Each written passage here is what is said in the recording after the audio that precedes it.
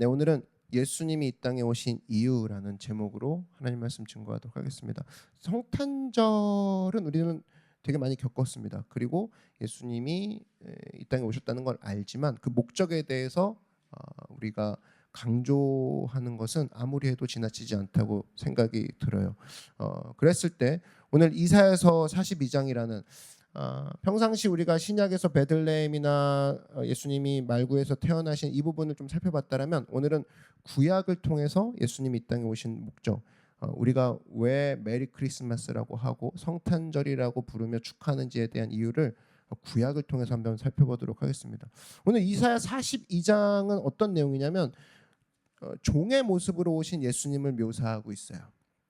그리고 방금 여러분이 읽으신 이 9절, 10절부터 17절까지는 그 오신 예수님을 찬송하는 노래입니다. 노래가 쭉 나와 있어요. 그래서 이것만 봐도 예수님의 사역의 본질을 알 수 있는 거죠. 이분이 나한테 왜 오셨어?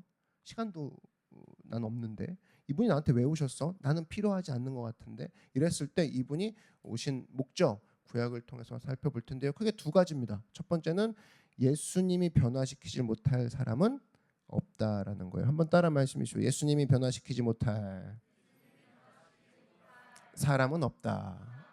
네, 그게 첫 번째 오신 목적이고요. 두 번째는 그의 백성들을 확실하게 보호하시고 인도하신다라는 겁니다. 한번 차례대로 살펴보도록 하죠.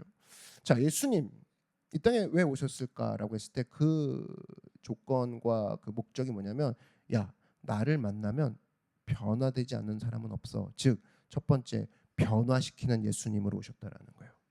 예수님은 우리를 변화시키기 위해 오셨다는 겁니다. 이거는 사실은 이렇게 말로만 들어서는 잘 모르고 전도할 때 알 수 있죠. 전도를 막상 해보면 두 가지 감정이 듭니다. 한 번은 이제 의심이 들죠. 또 하나는 기쁨이 듭니다. 의심이 왜 드냐? 갑자기 전도하는데 왜 의심이 드냐? 이런 거죠. 저 사람 변할까? 이렇게 얘기하는데 저 사람 팔뚝에 문신 있고 변할까? 저 사람 아까 나를 노려보는 눈초리가 만만치 않았어. 변할까? 전도해도 소용이 있을까? 막 이런 느낌 받죠? 그게 의심이고, 이 전도가 왜 중요하냐면 사실은 이런 거죠. 전도는 그 사람이 예수님을 만나게 하는 것도 있지만 내가 얼마나 선입견에 갇혀 있었는지를 알게 해주는 그 행동이 전도입니다. 문신이 있어. 땅에 침을 뱉고 막 날 노려보는 것 같아. 근데 전도하는 순간 갑자기 얘기가 되기 시작하고 눈물을 흘리기 시작해. 그러면 거기서부터 뭐가 깨지죠? 내 선입견이 깨지는 겁니다. 그래서 사실은 전도하지 않는 성도들은 자라나지 않습니다. 어떤 부분에서 선입견이라는 부분에서 안 될 것 같은데 저 사람 불교래. 그리고 자기 건드리지 말래. 교회 다닌다고 얘기하지 말래. 교회 예수 믿으라고 얘기하지 말래. 건드리지 말아야지. 어떠한 선입견도 안 깨지죠. 근데 엄마가 무당이고 아빠가 점집 자주 다닌다고 전해보지 뭐. 전했는데 자기 힘들었다고. 이런 경험은 사실은 전도하는 사람이 거기서 깨지는 거죠. 와, 미쳤다. 저거 진짜 이게 어떻게 되지 하면서 자기 세계를 뛰어넘는 게 전도입니다. 그래서 여러분 전도하지 않고서는 내 경험이 깨지는 걸 경험할 수 없다는 거예요. 초대교회 한번 보십시오. 가장 많이 변했던 사람이 누구냐?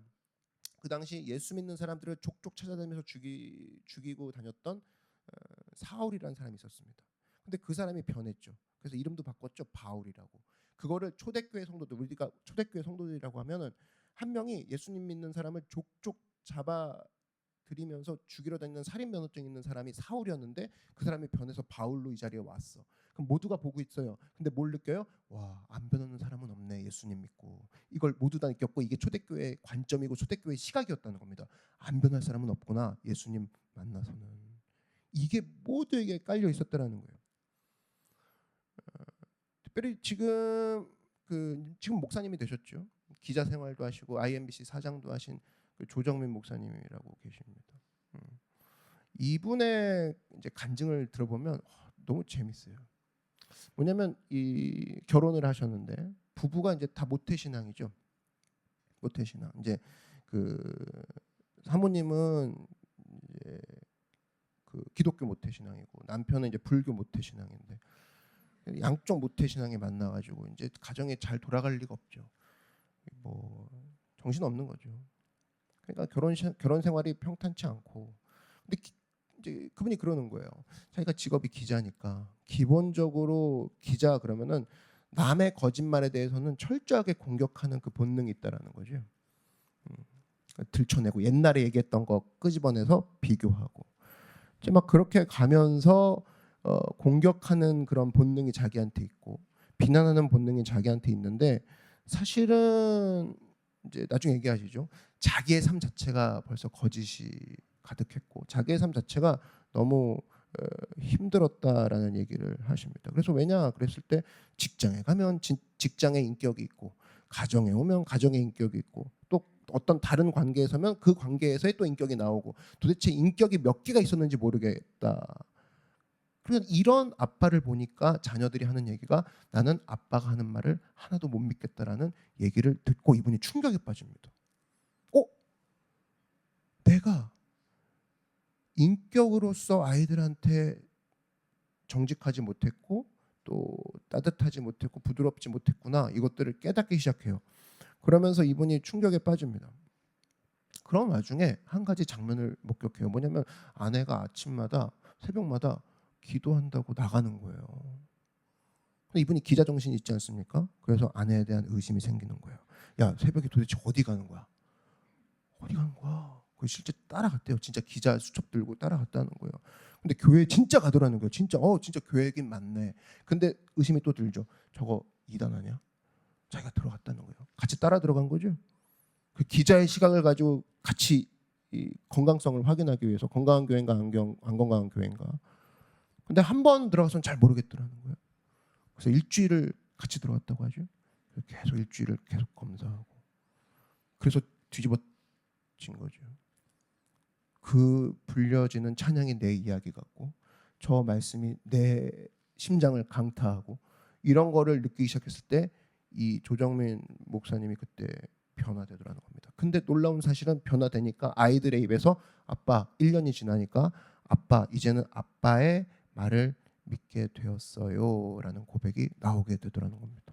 그러니까 사실은 인격의 회복이 불교 모태 신앙이고 기자 정신이 투철해서 의심과 분석과 불평과 여러 가지 다른 좋지 않은 에너지로 살아가던 사람에게도 예수님 만나니까 변화가 있다 없다? 있다라는 거예요. 와. 그래서 여러분 복음은 이렇게 사람을 변화시키는 능력이 있다라는 겁니다. 오늘 한번 10절을 한번 보시면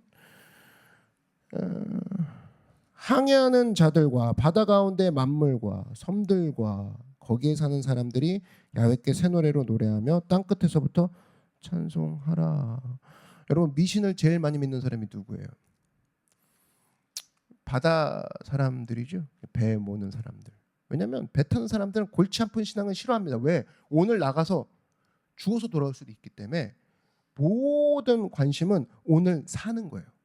오늘 높은 파도를 만나지 않는 거예요. 인격적인 하나님에 대해서는 관심이 없습니다. 왜? 오직 바다 나갈 때만 살기만 하면 되거든. 그러니까 미신적으로 빠질 수 있는 게 항구 사람들이고 항구의 주민들이고 어부들이 그래요. 그래서 예수 믿기가 진짜 힘든 사람들이 선원들이고 바다 근처에 사는 사람들이거든요.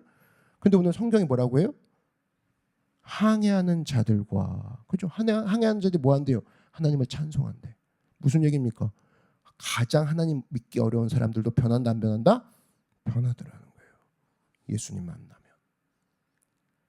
그래서 여러분 어느 나라나 진정한 그 부흥의 맵이 있는데 부흥의 맵들을 한번 이렇게 살펴보면 항상 항구에서부터 부흥이 일어납니다. 항구. 가장 어려운 스팟에서부터 갑자기 사람들이 꿈틀대기 시작해요. 거기서부터 사람들이 믿기 시작해요. 영국의 부흥사를 봐도 영국에서 제일 큰 부흥이 일어났다. 영국에서 갑자기 예수님에 대한 돌아옴이 있고 회개가 터지고 기도가 터진다. 거기가 어디냐면 리버풀입니다.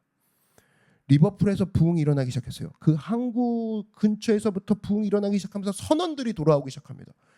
그때 영국이 큰 부흥을 맛보기 시작하죠. 제일 믿기 어려운 사람들도 하나님 앞에 돌아서기 시작할 때 그때부터 역사가 시작된다는 겁니다. 우리 찬송 가운데도 그거 있죠. 나 같은 죄인 살리신. 그죠? 그거 누가 지은 겁니까? 그것도 사실은 존 뉴턴이라는 사람인데 이 사람 사실은 노예 무역하던 사람이었어요. 노예를 팔고 사는 사람이었어요. 그러니까 선장이죠. 노예 그 배 타고 다니면서 왔다 갔다. 한국 사람인데 거기서부터 변화가 일어나죠. 이런 걸 볼 때 예수님의 복음이 들어갔을 때 변하지 않는 사람은 한 명도 없구나. 예수님은 그걸 위해서 이 땅에 오셨구나. 오늘 여러분 삶 가운데도 마찬가지입니다. 전 예수 믿는데요. 그게 중요한 게 아니라 내 안에 변하지 않는 한 영역이 있을 거예요. 여전히 중독에 빠져 있고 여전히 뭐만 하면 불만으로 얘기하고 내 생각이 먼저 나가고. 근데 예수는 믿어. 그럼 그 부분이 아직 안 깨진 거고 그 부분이 변화 안 된 거란 말이에요. 방 청소할 때도 마찬가지죠. 다 모든 방은 다 치우는데 한 방은 손님이 오면 안 열어줘. 거기에 다 들어가 있으니까. 근데 예수 믿는 건 뭐냐? 그 방의 키까지도 예수님께 드리는 겁니다. 예수님, 이 방이 진짜 보여드리고 싶은 방입니다.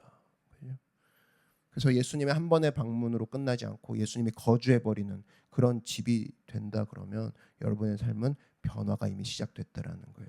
오늘 예수님의 이 땅에 오심은 한 번의 방문이 아닌 여러분 삶 가운데 거주하게 하시는 그런 예수님의 모습으로 살아가는 여러분 되길 주의 이름으로 축원합니다. 두 번째는요. 예수님은 우리를 구원하시고 확실하게 보호하시고 인도하시는 분이라는 거예요. 자, 이 얘기는 굉장히 많이 들었습니다. 교회 다니면은 예수님 날 보호하시지, 예수님이 나를 인도하시지 많이 들어요. 근데 우리가 가끔 어떤 생각이 드느냐? 맞긴 맞는데요. 너무 느려요 하나님. 왜 지금 타이밍에 안 나타나시냐고요. 왜 지금 타이밍에 도움의 손길이 저는 느껴지지 않죠. 이럴 때가 이제 사람이 미치는 거죠. 와, 왜 이렇게 구원이 더딜까? 구원이 더딜까?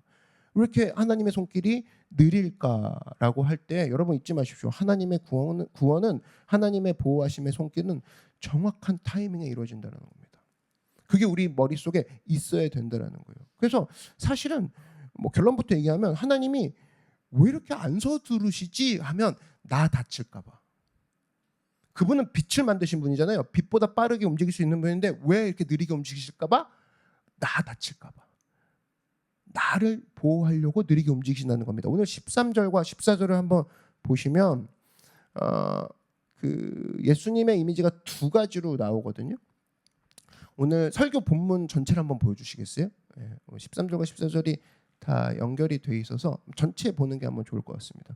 앞부분에 한번 보여주십시오. 13절, 14절을 보시면 여기 보세요. 네, 잘 보여주셨어요. 야훼께서 용사같이 나가시며 전사같이 분발하여 외쳐 크게 부르시며 대적을 크게 치시로다. 하나님의 이미지, 예수님의 이미지가 뭐냐면 와 당장이라도 뛰어나갈 것 같은, 그죠? 전사, 용사 이게 분발하여 외쳐 크게 부르시며 나가는 것도 모자라서 외쳐서 크게 부르기까지 진짜 급하시고 진짜 화가 나셨고 진짜 일이 빨리빨리 처리될 것이고 적들이 완전히 물리치겠구나 순식간에 이런 모습이 느껴집니다. 근데 그 다음 페이지를 보여주십시오. 14절 보니까 갑자기 내가 하나님이에요. 내가 오랫동안 조용하며 잠잠하고 참았으나 내가 해산하는 여인같이 부르짖으리니 숨이 차서 심히 헐떡일 것이라. 이건 뭐냐면 아까랑 좀 속도가 달라요. 느려요. 숨이 차서 헐떡인데요. 산모 얘기인데 산모는 아무 때나 힘들지 않습니다. 기다렸다가 그 힘듦이 올 때 출산하게 되는 거죠. 기다립니다. 지금 나올 때 아니라고. 그죠? 기다리는 순간이 산모예요. 아까 전사의 모습과 완전 딴판인 거죠. 그래서 하나님의 이름, 예수님의 이름은 두 가지라는 거예요. 첫 번째는 전사. 빠르고 강력하게 순식간에 구원시키는 용사 이미지가 있고, 두 번째는 기다리는 산모 이미지. 아이가 다칠까 봐. 내가 빨리 그냥 낳아버리려고 했는데 아이가 다칠까 봐 기다리고 기다립니다. 그리고 오랜 시간 기다리다가 마지막에 힘줘서 낳아버리는. 나만 생각했다 그러면 그냥 저 싫어요. 배부른 것도 싫어. 그냥 아이 없어도 좋을 것 같아. 이게 아니라 아이를 위해서 오랫동안 참고 먹을 것도 절제하고 또 내가 갈 곳도 안 가고 내가 아이를 위해서 기다리고 간다라고 했을 때 이 두 가지는 전혀 다른 요소를 갖고 있지만 공통점이 있어요. 전사 이미지와 산모 이미지 모두 다 하나님의 이미지지만 공통점은 뭐냐? 전부 다 누구를 위해서 이렇게 하고 계시다? 우리를 위해서 그렇게 하고 계시다라는 거예요. 그래서 여러분 성경을 잘 모르잖아요. 예수님 잘 믿다가 자기가 생각한 시간에 일이 안 돼. 그러면 삐집니다. 왜? 산모 이미지를 배우지 않았기 때문에. 그리고 항상 하나님은 느리다고만 생각하는 사람 있죠. 제가 급한 걸 싫어해서요, 주님. 그러면 하나님이 갑자기 급하게 일을 확 몰아가시잖아요. 그러면 되게 거기서 또 삐집니다. 하나님, 제가 그렇지 않아요. 이러면서 자기 속도에 맞춰달래. 그것도 몇 번이죠. 사실 여러분 보세요. 여러분이 성장했던 모든 것들을 보면 우리의 동의를 구하지 않은 것들에 의해서 성장한 적이 굉장히 많습니다. 그죠? 전에도 얘기했죠. 뭐 100m 뛰어요. 그럼 힘들면 그만둬. 그럼 선수로 나갈 수가 없어요. 근데 코치가 한 번 더 시키죠. 100m 더 뛰라고 하고 한 번 더 뛰라고 토할 것 같은데 거기서부터 이제 성장이 이루어지는 거죠. 그러니까 사실은 같이 있어야 되면 머릿속에 우리 하나님은 서두르게 만들기도 하시지만 급하게도 인도하시지만 느리게도 하시는구나. 이걸 알고 있는 사람은 신앙이 조급하지가 않습니다. 그리고 쉽게 삐지지도 않아요. 감정의 기복이 왜 있어요? 기준이 없다 그 소리거든요. 그랬을 때 하나님은 두 가지 이미지야. 그러면은 내 유익을 위해서 그분의 속도, 그분의 이번엔 고속 모드, 이번엔 저속 모드네. 난 그분께 이걸 다 맡길 거야. 그분께 내 조이스틱을 드릴 거야. 이게 믿음이지 다른 게 믿음이 아니라는 겁니다. 이건 예수님도 그렇게 얘기하셨어요. 예수님이 이런 얘기하십니다. 알곡과 가라지 비유를 합니다. 알곡은 그냥 쓸만한 열매고 가라지는 그 열매조차도 나쁘게 만드는 빌런 씨앗이라고 생각하면 돼요. 근데 예수님이 이런 얘기를 하세요. 마태복음 13장 29절에 이런 얘기를 하십니다. 주인이 이르되 가만두라. 가라지를 뽑다가 곡식까지 뽑을까 염려하노라. 둘 다 추수 때까지 함께 자라게 두라. 추수 때 내가 추수꾼들에게 말하기를 가라지는 먼저 거두어 불사르게 단으로 묶고 곡식은 모아 내 곡간에 넣으리라 하리라. 그러니까 보세요. 가라지가 있고 알곡이 있어요. 그러면 이게 지금 같이 자라는 상황으로 놔뒀는데 어떤 때는 가라지가 더 크게 자라요. 빌런 씨앗이. 그럼 사실 안 좋은 거거든. 근데 우린 그렇게 생각하죠. 하나님 이럴 수 있습니까? 아니 가라지가 더 부흥하고 있어요. 악인이 더 부흥하고 있다니요. 왜 저 가라지는 손대지 않으십니까? 그리고 왜 가만 놔두십니까? 그리고 우리를 방치하는 느낌 저는 드는 게 이상한가요? 이렇게 얘기할 수 있다는 거예요. 근데 성경이 얘기하죠. 야 놔둬라. 왜요? 이거 가라지 뽑으려다가 내가 아끼는 알곡 다칠까 봐 추수 때까지 기다려라. 그 얘기예요. 그러니까 사실은 하나님의 관심사는 어디에 있는 거예요? 가라지에 있는 게 아니라 알곡에 있는 거죠. 내 씨앗들, 내가 사랑하는 자녀에 있는 거예요. 그래서 가라지를 놔두는 겁니다. 왜? 이유는 알곡이 다칠까 봐, 내 자녀가 다칠까 봐 놔두는 거예요. 근데 우리는 삐지죠 여기서. 아무리 봐도 하나님 없는 것 같아. 세상이 이렇게 악으로 가득 차다니. 여러분 하나님을 공부하지 않으면 얘기했죠. 자기가 상상하는 하나님을 믿고 산다고. 개똥철학이죠. 개똥신학이고. 하나님 성경을 읽지 않을 때 나오는 모습이라는 겁니다. 그래서 우리가 결론이 뭐냐면 내 인생을 그러면 누구에게 맡겨야 된다? 지혜로운 사람은 하나님께 빨리 맡겨야겠구나. 그게 가성비 있는 결정이고 그게 진짜 빨리 가는 지름길이자 안전하게 가는 길이라는 거예요. 그러니까 오죽하면 예수님이 내가 곧 길이오 그러지 않습니까? 그래서 여러분 인생 살다가 한번 곰곰이 생각해 보십시오. 우리 다 이성들이 모였는데 인생을 한번 쭉 분석을 해봤을 때 내가 인생에서 중요하다고 여기는 일들 예측이 불가능합니다. 여러분이 중요하다고 생각하는 것들 있죠. 여러분이 예측해요. 맞출 게 뭐가 있습니까? 맞춘 게 뭐가 있어요? 여러분들 직업 갖고 있죠. 지금 이 직업 여러분이 하리라 맞췄어요? 맞춘 사람 없을걸요? 내가 무슨 직업을 갖는지 알았겠습니까? 못 맞췄습니다. 여러분 배우자들 맞췄습니까? 못 맞췄죠? 좋은 사람이라고 생각하고 만났더니 나중에 알고 봤더니 정말 나쁜 사람이야. 그 반대로 이런 경우도 있죠. 그냥 대충 만났더니 너무 좋은 사람이야. 그래 같이 살고 배우자 진짜 좋은 거고 직업 진짜 중요한 건데 하나도 못 맞추고 있지 않습니까? 정말 중요한 거 못 맞추고 있다는 거예요. 그 예측이 불가능하구나. 내 인생은 바로 나와야죠. 그 수많은 변수를 느낄 때 내 인생은 왜 그래? 이거 어떻게든 풀어보려고 하자. 그거는 어떻게 보면 1단계 레벨이라면 2단계, 3단계로 가면 예측이 불가능하네. 이거를 디자인한 분에게 빨리 달려가야겠네. 이게 진짜 머리 좋은 거죠. 그랬을 때 여러분 예측 불가능한 게 인생이고 두 번째는 통제 불가능한 것도 인생입니다. 욥에서 욥은 깨달았죠. 욥이 뭐라고 하냐? 욥기 23장 10절 이런 얘기합니다. 그러나 내가 가는 길을 그가 아시나니. 자기가 잔머리 굴린다고 되는 게 절대 아니다라는 겁니다. 어, 나치 치하에서 잡혀가서 살아남은 정신과 의사가 있죠. 여러분 많이 들어보셨을 겁니다. 빅터 플랭클린. 이 사람의 이야기는 언제나 우리에게 영감을 주는데, 특별히 나치 수용소 안에서의 생활은 우리가 잘 접할 수 없잖아요. 근데 생생하게 일기로 적어두어서 우리가 잘 볼 수 있도록 책이 많이 있죠. 나치 독일군들이 유대인을 잔혹하게 죽입니다. 수용소 안에서도 가만 놔두지 않아요. 계속 죽이죠. 근데 이분이 그래요. 수용소의 생활은 자기가 살다 보니까 마치 인생의 한 축소판 같았다. 왜? 한 치 앞도 예측이 안 되더라. 그 얘기예요. 한 치 앞도. 수용소 그 좁은 공간에서도. 그래서 어떤 일이 있었냐면 이분이 장티푸스 환자를 돌봤답니다. 장티푸스 환자를 돌보는데 그 병원 안에서죠. 잘 돌보고 있는데 갑자기 환자들한테 명령이 떨어진 거예요. 요양소로 가라. 요양소로 전부 다 이동 그런 거예요. 근데 의사로서는 좀 화가 나는 게, 아니 자기가 일단 명단에 빠져 있어요. 의사가 같이 가야 이 사람들을 끝까지 케어할 수가 있고 치료해 줄 수가 있는데 자기가 명단에 빠져 있는 거예요. 보호를 못하게 만들어진 거죠. 그러니까 자기가 여기서부터 화가 난 거예요. 근데 놀라운 건 뭔지 아세요? 환자들은 다른 반응을 보이더라는 거예요. 야, 이게 큰일 났다. 완전히 이건 요양소로 간다는 건 말이 저렇지 가스실로 가는 거 아니냐 하면서, 근거가 뭐냐면 우리가 요양소를 진짜로 간다고 했으면 우리 선생님인 빅터 플랭클린이 함께 가지 않았겠느냐. 근데 저 사람 빼 때문에 그럼 이건 무조건 가스실이다. 이렇게 생각하고 낙담에 빠지더라는 겁니다. 그러니까 여기서부터 이제 플랭클린이 깜짝 놀란 거예요. 같은 사실을 들고 자기는 화가 났는데 이 사람은 절망에 빠졌다?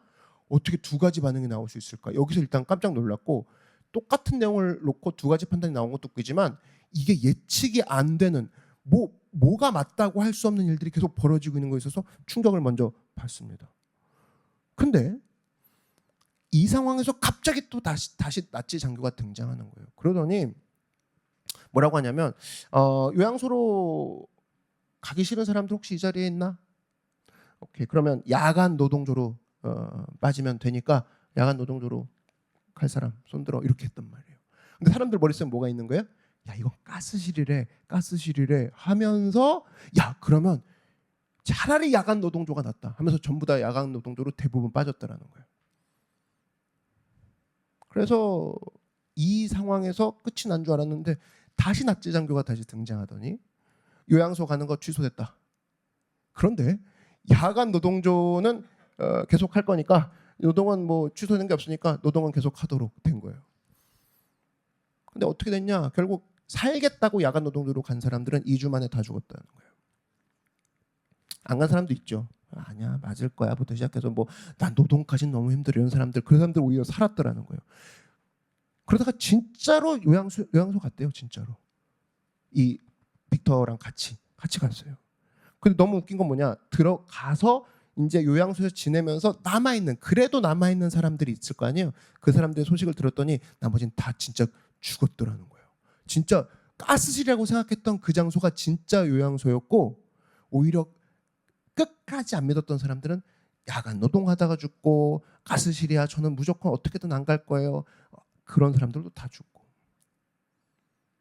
근데 요양소로 갔어요. 근데 요양소에서 끝이 아니에요. 거기서 어떤 일이 있었냐? 이제 탈출 계획을 세웁니다. 이 빅터 플랭클린이 탈출해야지. 근데 이거를 환자 한 명이 알아버린 거야. 장티푸스 그 돌봐주는 사람 중에 한 명이. 그러면서 생각하는 게 얘기하는 겁니다. 의사 양반, 당신이 탈출하면 우리는 어떻게 합니까? 우리는 누가 고칩니까? 그래서 선생님이 듣고 보니까 맞죠. 그래서 탈출을 포기했대요. 나 가지 않겠소. 남겠소 하니까 바로 소식이 들려오는 게 제네바 그 적십자 본부에서 연락이 와가지고 이제 수용소를 접수하겠다고 연락이 있다고 하는 거예요.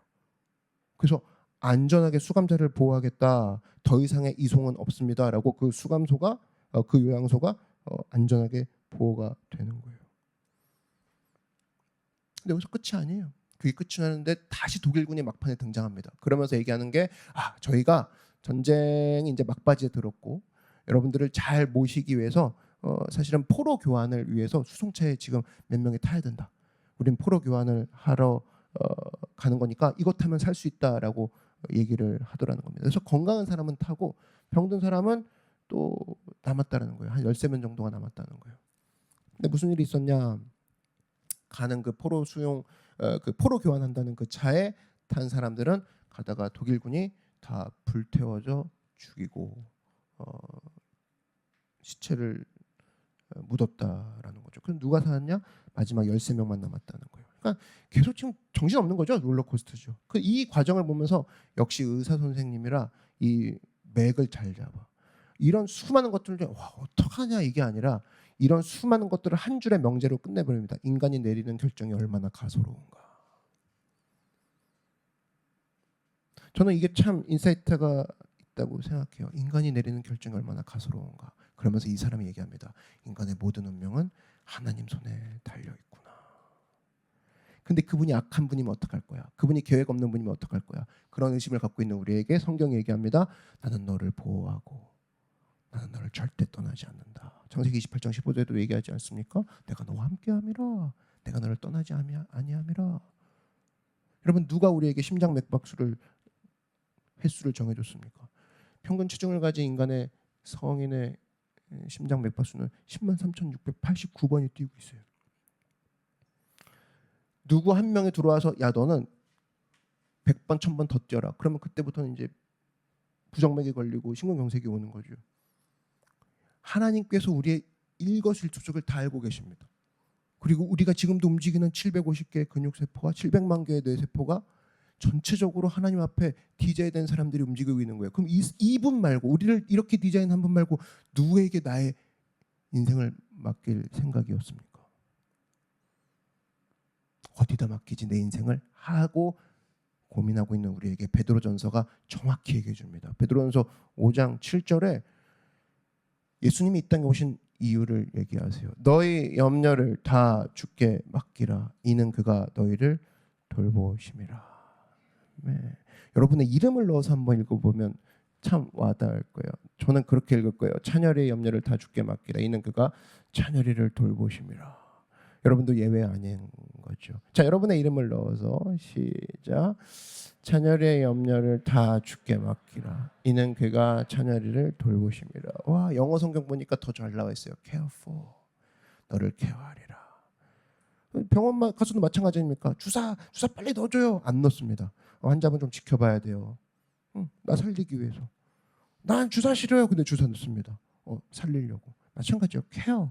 주님이 우리를 케어하는데 어떤 사람은 되게 지금 빨리 정신없이 몰고 가는 2023년 연말이 있을 거고 어떤 사람은 관계에서 계속 문제가 터집니다. 똑같은 문제가 출제되는 거예요. 너 이거 좀 고쳐 먹으라고. 왜 자꾸 나한테 똑같은 문제가 터질까? 너가 그 부분을 고치길 원한다. 그러면서 하나님이 케어를 하는 거거든요. 근데 그럴 리 없는 사람조차 모두가 똑같은 방법이 아닌 다른 방법으로 하나님이 케어하고 계신다는 겁니다. 돌보신다는 겁니다. 믿으십니까? 어떤 길로? 가장 최적의 길로, 가장 좋은 길로. 그러니까 빌립보서가 뭐라고 해요? 빌립보서에서 얘기하죠. 저는 그렇게 힘들 것 같아요. 아니, 빌립보서 4장 6절에 이런 얘기합니다. 다 같이 읽어볼까요? 시작. 아무것도 염려하지 말고 다만 모든 일에 기도와 간구로 너희 구할 것을 감사함으로 하나님께 아뢰라. 그리하면 모든 지각에 뛰어난 하나님의 평강이 그리스도 예수 안에서 너희 마음과 생각을 지키시리라. 아멘. 여기 한마디로 얘기하면 예수 믿는 거는 잔머리 굴리는 게 아니라 예수 믿는 건 뭐냐? 굴려봐야 정답이 안 나오고 우린 보다 예수님께 내 삶을 맡긴다. 이게 가장 중요하다라는 거예요. 오늘 말씀의 결론을 맺습니다. 예수님이 이 땅에 오신 이유가 분명해요. 그러니까 우리가 사실은 짚어주는 게 중요한데 성탄절이래 2024년도 작년에 우리 뭐 어디 갔지? 뭐 먹었지? 내년엔 뭐 갈까? 작년엔 솔로였는데 이번엔 너랑 듀엣이야. 아무 의미가 없습니다. 그분이 왜 오셨는지에 대한 의미를 우리가 꼭꼭 오늘 눌러서 새겨본 거예요. 그분은 나에게 오신 이유가 나를 살리기 위해서 오셨는데 그분이 나에게 오신 이유는 나를 만나고는 변하지 않는 사람이 없도다. 그리고 그 사람이 일단 너다. 그리고 너는 이것을 가지고 변하지 않는 사람에게도 나아가 나의 생명과 나의 화평과 사랑을 전해주거라. 네가 하나님이냐? 네가 봤을 때 쟤는 안 믿을 것 같아요. 네가 결정하지 말아라. 너도 내가 변화시켰으니. 두 번째는 이거죠. 모든 염려를 주께 맡겨야 되겠구나. 잔머리 굴리지 말라는 거예요.